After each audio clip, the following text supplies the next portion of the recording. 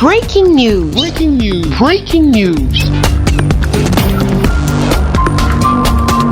France. Affaire des écoutes. Nicolas Sarkozy condamné en appel à 3 ans de prison, dont 1 an de prison ferme. Merci de rester sur CNN.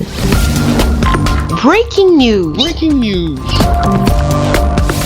La Cour d'appel de Paris a confirmé la condamnation de première instance de Nicolas Sarkozy dans l'affaire des écoutes. Une même peine principale de 3 ans de prison, dont un ferme aménagé en détention à domicile sous bracelet électronique a été prononcé ce mercredi 17 mai 2023 contre l'ancien président, 68 ans, reconnu coupable de corruption et de trafic d'influence. Comme ses co-prévenus, son ami l'avocat Thierry Herzog, 67 ans, et l'ancien haut magistrat Gilbert Azibert, 76 ans. Dans son arrêt, la Cour d'appel a ajouté une interdiction de droit civique de 3 ans à l'encontre de Nicolas Sarkozy et de Gilbert Azibert, ainsi qu'une interdiction d'exercer la profession d'avocat durant la même période pour Thierry Herzog. Décision de justice très contestée par l'avocat de Nicolas Sarkozy. Cette décision-là me semble stupéfiante.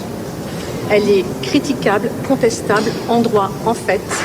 Et nous ne lâcherons pas ce combat-là, qui est un combat juste, face à une décision particulièrement inique et injuste. Une sanction inédite pour l'ex-homme fort de la droite, présent dans la salle d'audience au prononcé de la décision. Il est le premier ancien président condamné à de la prison ferme. Jacques Chirac, avant lui, s'étant vu infliger en 2011 2 ans de prison avec sursis dans le dossier des emplois fictifs de la ville de Paris. Nicolas Sarkozy n'a eu de cesse de clamer son innocence, affirmant à l'ouverture de son procès en appel être venu défendre son honneur bafoué et assurer n'avoir jamais corrompu qui que ce soit. Cette décision de la Cour d'appel était très attendue, alors que le parquet national financier vient de requérir le renvoi de l'ancien chef de l'État dans un autre dossier, celui sur le financement libyen présumé de sa campagne présidentielle de 2007.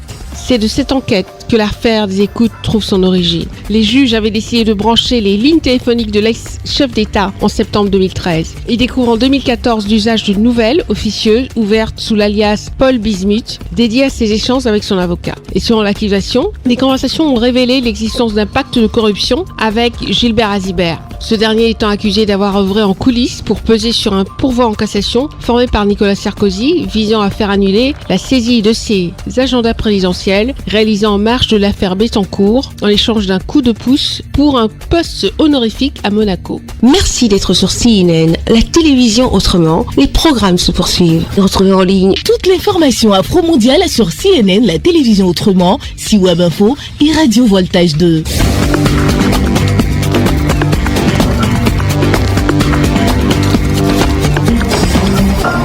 Breaking news. Breaking news. Sur CNN.